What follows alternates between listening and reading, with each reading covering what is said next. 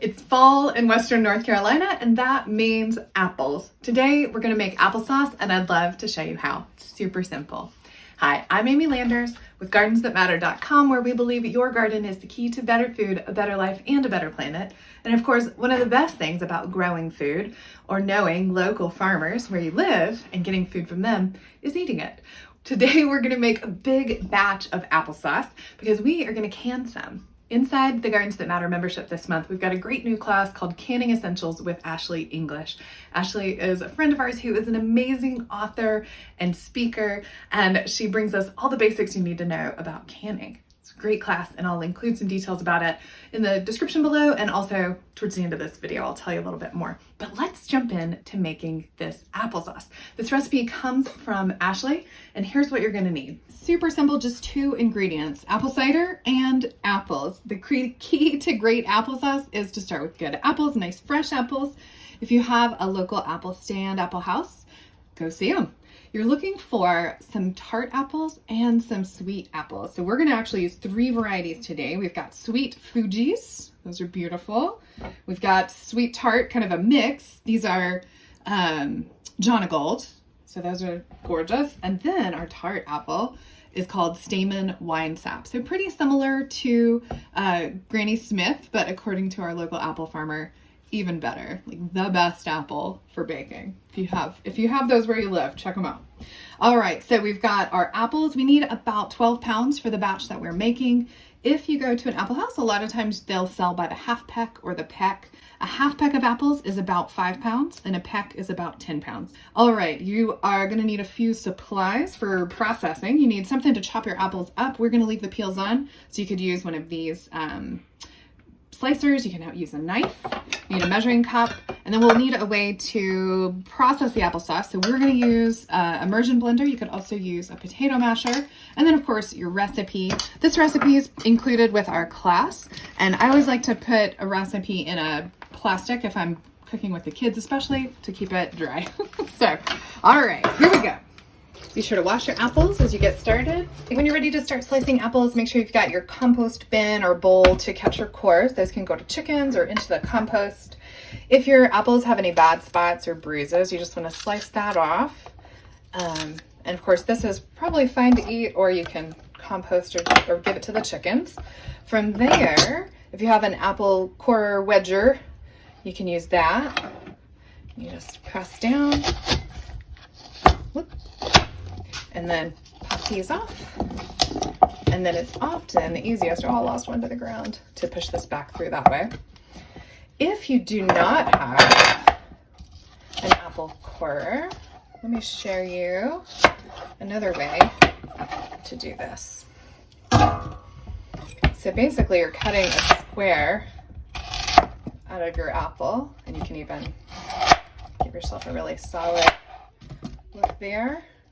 And then it's really easy to just kind of cut these into chunks like that, and ready to go. One of these choppers is great if you have helpers. Mama. I don't have enough room on cutting. I know. Let's clear some space for you. Hey, how about you get a plate out? I'm gonna put them on the plate as you go. Yeah.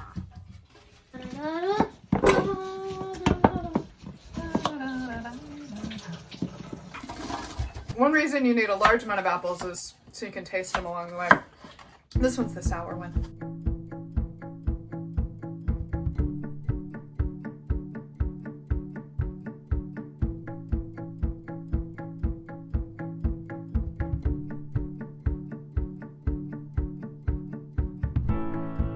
All right, we're gonna put in 3 cups of apple cider. And the purpose of this is to have some liquid in the bottom. I want to. So that as they, do you want to trade? Yes. Okay, here, trade. Oh, that's perfect.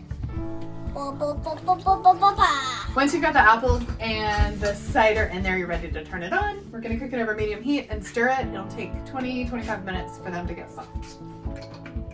Should we put a lid on it? All right, I'm gonna steam you up a little bit. You can see everything's getting nice and soft. You can kind of smash them with the back of the spoon. We are getting really close. I'm I'm gonna turn the heat off and let these cool for a few minutes before we use the immersion blender. All right, I'm using my immersion blender to process this down. I let it cool for probably 10-15 minutes. So total, this big batch cooked for about 35 minutes, a little bit longer than I expected. And then it's cooled and now we're blending it up. So with an immersion blender, thanks Grandmommy, this was a great present a few years ago. You just wanna make sure it's submerged and then just keep it moving. We are all ready with our applesauce. Get my taste testers. Hey guys, how's it taste? Good. Applesauce. I think we can say we've been successful in our applesauce adventure. So this applesauce you can eat warm, you can put it in the fridge to cool off and eat it cool. It'll keep in your fridge just like store-bought applesauce for a few days. You can keep it for longer by freezing it, freezer safe container, or you could can it. That's what I'm gonna do after this. I'm gonna be following the directions, the lessons from our canning essentials class that Ashley English has taught for us. So as I mentioned at the top, Ashley is an author and a speaker. She's written 11 books all about food and homesteading, and this essential book of homesteading contains 4 of her books, including Canning and Preserving. So we are absolutely thrilled to have her as our guest teacher this month inside Gardens That Matter. You can come over and learn the basics of canning with us, preserve the colors and the tastes of the harvest. Come to gardensthatmatter.com/canning for all the details. I'll include that link below. I'll also include links to find Ashley online.